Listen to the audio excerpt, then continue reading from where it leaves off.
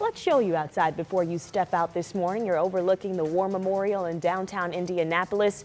Can't see how cold it is. You just have to take our word for it if you haven't been out just yet. But you know that by now. Yesterday, things really cooled down for us, and we should get used to it. We're glad you're up with us here on 13 Sunrise. I'm Jalea, along with Julia and Matt this morning. Winter is back for a little while after taking a break earlier this week. Yeah, you might have seen it in your drive home, as you mentioned last night, when some of those snow showers were we looked like one of those snow globes last night. It took us and did this to us for a second. Yes, and the wind was kind of like that as well. Gosh. Yes, and it's still windy this morning. I will say I think the winds will calm down. We'll get some sunshine today. Okay.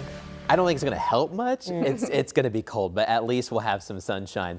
I do want to show you the school delay map out there this morning. We do have some delays in Grant County, including Marion Community Schools, Jay County Schools, 2-hour delay, and 2-hour delay there in Brown County. So we're still getting some of those coming in. They'll probably hit what we call the ticker at the bottom of your screen. They'll come in first, and then eventually they'll go up on our map. It takes a second. But I do want to show you on radar, we have some snow flurries that are still left over this morning, extending from some of these bands up to the north. They've kind of meandered to the south now. We're still getting them around Tipton and now even the Cicero, Noblesville area. A couple light flurries for you. Anderson, Pendleton, Greenfield, Knightstown, Newcastle. We've been getting the flurries. Now they're kind of pressing south and west. We had them around Richmond, and now they're pressing south towards Connorsville and Rushville, maybe even Shelbyville. You could see a stray flurry. This isn't too impactful, but we've had some snow showers throughout the overnight hours in some of our northern locations, and that's why we have some 2-hour delays. And it's just cold and breezy. This morning right now in Indy, it's 16. Winds are sustained just under 20 miles per hour, gusts near 30. So teens out there, but it feels like the single digits for those wind chills. Look at the big temperature change. I mean, yesterday morning felt so much better than what it feels this morning. And it's going to stay breezy today. But see that next cold front to our west? That's our next weather maker. I'm going to let you know when that's going to bring in more light snow. In the meantime, let's talk traffic this morning. I'm going to go ahead and pull up our road sensor map. A lot of times you're going to head out and be all right. You have to watch out for slick spots and ice patches on bridges and overpasses, especially the ones that you really can't see. They're tough to see. So watch for those. But a lot of times you're going to get to where you need to go all right. But in these blue areas, we still have some snow patches just here and there. This is a live look along I-69 in Grant County. This is the Gas City exit. Even in one of our snowier spots like this, the interstate is mostly okay. That bridge, just watch out, but got a kind of a dusting there on some of the grassy surfaces. Julia? Matt, thank you. And now we want to tell you about breaking news. Just in this morning, Indianapolis City County Councilor Bob Osley saying he will run for mayor in the next mayoral election for Indianapolis mayor in 2027. He just posted this to his website about 30 minutes ago. He recently stepped down from his role as Indianapolis City County Council president in December of 2025. And even then, it was rumored that he was gearing up for a mayoral run. Now, Osley is the first person to announce candidacy in what is expected to be kind of a crowded 2027 election. It's a story, of course, we'll continue to follow here this morning and online throughout the day at WTHR.com. Well, this morning, Governor Mike Braun is reflecting on his first year in office. He says that Indiana is strong in his State of the State address, and he's now looking ahead to year 2 in office. Let's get to Anna Chalker, who is live with more on what the governor touched on in this speech. Good morning, Anna. Good morning, ladies. When Governor Braun was first sworn in, he said Indiana is open for business, and he says that's a message they're going to continue to bring in to 2026. He says that Indiana's GDP rate has been rising within the last couple of years, and he says rising wages and growth are a big talk for that in his office. Something that they're going to be looking at for the rest of the year is going to be affordability and how to make life more affordable for Hoosiers in the area. That includes housing, energy, and health care. And this is a message that aligns with several Republican-led bills in the State House right now. Home prices have surged because we aren't building enough, and unnecessary regulations are driving up costs. Representative Doug Miller has a bill that will get government out of the way, make it easier for Hoosiers chasing the American dream to buy their own home. I support it 100%. Some other successes Braun shared are spending less on bringing in new businesses to Indiana, improving literacy and graduation rates here in schools, and appointing a new utility consumer advocate to focus on stopping rate hikes. And there were some mixed reactions from lawmakers. All of them were there for this. Was a joint general session meeting. So coming up, we'll kind of share the parts that they were looking forward to for the year with the bipartisan support, and the other sides where they were like, you probably should have brought this up, and then it wasn't brought up, and what they're looking for that. Didn't expect everyone to be on board with everything. Correct. Yeah. So we'll break that down soon. Thank you, Anna. Well, we have new details this morning about a deadly shooting that happened last night on Indy's south side. This is around 9 at a home on Shelby Street. It's near Thompson Avenue. When officers arrived, they found a woman who'd been shot and died at the scene. Officers also found a man who thought he'd been shot first, but it turns out it was a bullet that just pierced his clothes. Another man in that house was not injured. Investigators say a person of interest was detained at the scene. We are told this began as an argument among family members. So police are asking anyone with information to call Crime Stoppers or IMPD. Well, we're tracking some developments overnight now from the city's east side. IMPD officers responded to a report of a person shot near Colorado Avenue. So this is specifically near Forest Manor in that area. Metro Police tell us they believe it was an accident. Actually, a witness says that there was a gun on a table during a card game and that it went off while they were playing.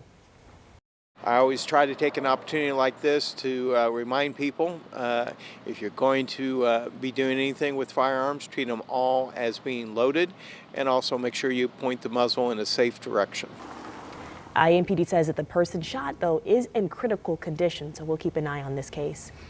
Well, in Marion County, prosecutors are taking a closer look at murder cases they handled last year, and they say they're noticing some trends here. Prosecutor Ryan Mears tells us that out of 42 murder trials, all but 4 landed in a conviction.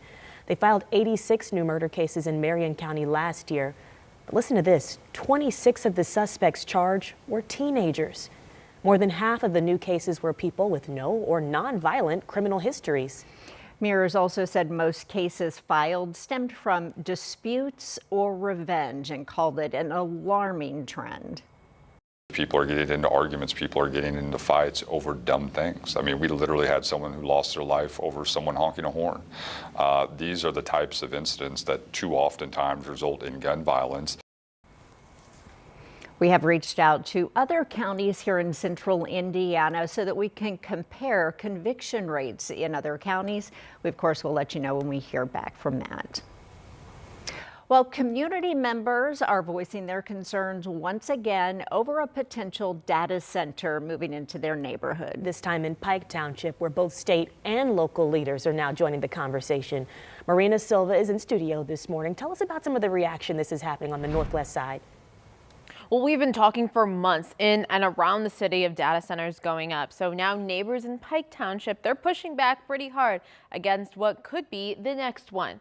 The conversation focused on just 7 acres of land near 79th and Township Line Road. That's where American Tower wants to build the next one. The company is emphasizing that the footprint would be small, saying they would not use the city water for cooling, but instead they would rely on closed loop system and traffic impacts would be minimal.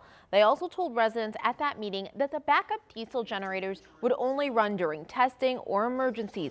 But for people in the community, this goes far beyond the size. Neighbors told us they didn't hear about the project from the company, but instead word of mouth from each other. So they showed up to this meeting to put their foot down on what they don't want. There's no room for any kind of data centers in a residential area. It is heavily residential. We're within 1 mile of St. Vincent's Hospital. We're within 2 miles of several different schools, and it is not environmentally safe, and it is not economically good for our state. State Senator Greg Taylor was also in attendance at the meeting. He said he didn't expect what he heard out of this proposal, and he hopes the residents are heard. Now, this case now goes to the hearing examiner for either a favorable or unfavorable recommendation. We did ask at that meeting to the company for comment, and they declined to comment. But coming up at 6:30, we're going to talk about how there's a city-county meeting about another data center in Martindale-Brightwood. And we've heard a lot about that. There's also a lot of pushback on that one as well. And it feels like a lot of the questions that we're asking is what neighbors want to know, too. They do want to, yes. All right, thank you, Marina. Well, we want to get to IU now. The Hoosiers are counting down the days until the college football playoff national championship game. It's almost here. We know it's in Miami, but all the watch parties here are still popping up all over our area. There are a couple of big ones, though. That viewing at Assembly Hall on the IU Bloomington campus, it is sold out. But fans can also head to the Fishers Event Center on Monday night. The 7,500-seat arena will have the big game on a big screen. So obviously exciting time for Indiana to be in this game, so we're excited to give back to the community, and we've always thought of ourselves as a gathering place for the community, so this is a way to give back and let fans gather here with us and celebrate. Now, there is free parking and free admission, but you do need a ticket. That way they can monitor how many people are there, and concession stands will be open if you'd like a snack. And who does not need a snack? Always need a snack, yes. And that Monday party at Assembly Hall may be at capacity, but you can swing by to get a free rally towel soon, too.